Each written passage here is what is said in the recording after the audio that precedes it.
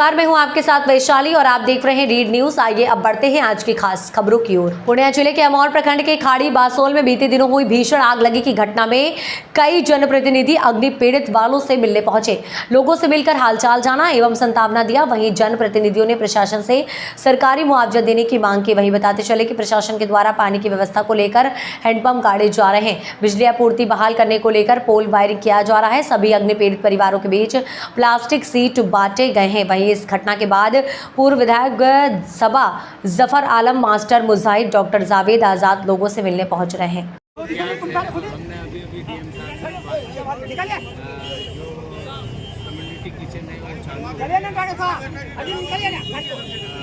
गिनती हो रही है कि नुकसान हुआ, क्या नुकसान हुआ है। का भी पूरा रिश्तेदार है, ग्रामीण आसपास के सभी लोग अपने तरफ से मदद करने की कोशिश कर रहे हैं। लेकिन बड़ा अफसोस की बात यह है कि इस बार इतनी गर्मी नहीं होने की, लगातार हर दिन कहीं ना कहीं 2-4 गाँव जल रहा है, इसकी वजह से परेशानी और बढ़ गई। जी, इस वक्त मैं मौजूद हूँ अमौर के खाड़ी बासोल में, जो पिछले दिनों अभी से 24 घंटा पहले जो अगली घटना हुई थी, 150 परिवार के घर जलकर राख हो गए थे और आग लगने के कारणों का पता अब तक नहीं चल पाया। दरअसल पछुआ हवा के कारण यहाँ पर आग की लपटें उठी थी। देखते ही देखते 150 आशियाने जलकर राख हो गए, जहाँ कुछ भी बच पाना मुश्किल हो गया था। और इस घटना के बाद 24 घंटा बीत गए हैं। प्रशासनिक क्या क्या मदद मिली है, हम इन सब चीज़ों को जानने के लिए हम मौजूद हैं। हम बात करेंगे, यहाँ हमारे साथ है संजीर भाई। जी बताइए, प्रशासन की ओर से अब तक क्या मदद मिल चुका है आपके लोगों को? प्रशासन की ओर से जो है अभी तक वो स्कूल में जो है भंडारा चल रहा है, लोगों को खाने पीने का व्यवस्था किया गया है। उसके बाद जो बिजली वायर जो कट गया था, जल गया था, बिजली की व्यवस्था जो ठप हो गई थी, वो भी काम अभी हो रहा है। उसके बाद CO साहब की तरफ से और कर्मचारी की तरफ से पूरा रिपोर्ट तैयार किया जा रहा है। वो तैयार जैसे ही रिपोर्ट तैयार होगा उसके बाद फिर प्रशासनिक जो व्यवस्था है वो और भी उपलब्ध हो जाएगी। लेकिन फिलहाल के लिए अभी खाना पीने का इंतजाम जारी है, दवाई वगैरह का भी इंतजाम जारी है। अभी जैसे यहाँ कुछ लोगों का ये शिकायत आया कि मवेशी का कोई डॉक्टर नहीं यहाँ पर अभी आए हैं और पानी उनी का व्यवस्था नहीं हुआ है। सांसद जी के सामने में ये बात कुछ लोग रखे, सांसद जी डायरेक्ट DM साहब से बात किए और DM साहब को ये सूचना दिए। DM साहब बोला कि मैं तुरंत उपलब्ध करवा दूँ। इस तरह का अभी आश्वासन DM साहब दिए हैं, सांसद जी भी देख के गए हैं। कम्युनिटी किचन चलने की बात आ रही है, वो कितने दिन चलेगा, क्या जानकारी है, कब तक चलेगा? 10 दिन 15 दिन? ये देखिए, अब ये लंबा प्रोसेस है। अब इतने 1-2 परिवार अगर हो तो उसमें जल्दी से उसका कोई भी समाधान किया जाए, लेकिन यहाँ पर लगभग 150 परिवार का बात है। तो अब इस तरह का अगर इतनी बड़ी घटना हुई है तो इस घटना को पूरा अंजाम तक पहुंचाने में थोड़ा समय लग सकता है, लेकिन विश्वास है कि जैसा कि मालूम हो रहा है कि यहाँ पे ज़्यादातर परिवार जो है निर्धन परिवार से बिलोंग करते हैं और एक लोगों को जो घर बनाने में समय लगता है 2 साल 3 साल 4 साल कमाने के बावजूद भी एक अच्छा सा घर नहीं बन पाता है और यहाँ पूरा आशियाना जलकर राख हो गया है। तो क्या ऐसे में इन लोगों को प्रधानमंत्री आवास का लाभ मिलना चाहिए? एकदम मिलना चाहिए, जो इनसे वंचित मिलना चाहिए, एकदम मिलना चाहिए। जो सरकार का जो आदेश है, जो सरकार को मतलब ये सब पहुँचना चाहिए मीडिया के द्वारा सबसे पहले, और बिहार सरकार को मतलब बिल्कुल देखना चाहिए इसको।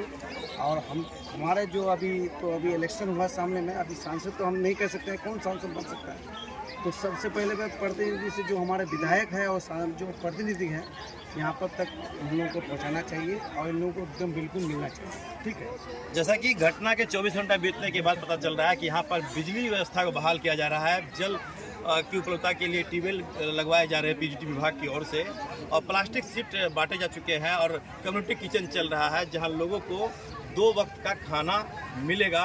इसके बाद भी कई समाजसेवियों के द्वारा यहाँ लोगों के बीच में अपने स्तर से मदद किए जा रहे हैं। हम जानने की कोशिश करेंगे, हमारे साथ है गुलाम रब्बानी साहब, इनसे हम जानना चाहेंगे कि क्या मतलब यहाँ का स्थिति है, प्रशासन के लोग कितना मतलब काम कर रहे हैं? प्रशासन के लोग अभी तक तो ठीक काम कर रहे हैं और जो उन लोगों से उम्मीद की जा सकती थी अब तक ठीक है, वो पूर्ति हो रही है, अब तक ठीक है। लेकिन इसमें थोड़ी सी तेज़ी लाने की ज़रूरत है। रीज़न क्या है, इस वक्त लोग ऐसे ही हैं जैसे कि एक बच्चा पैदा होता है तो खाली हाथ आता है और फिर जब वो इंसान इस दुनिया से चला जाता है तो खाली हाथ चला जाता है।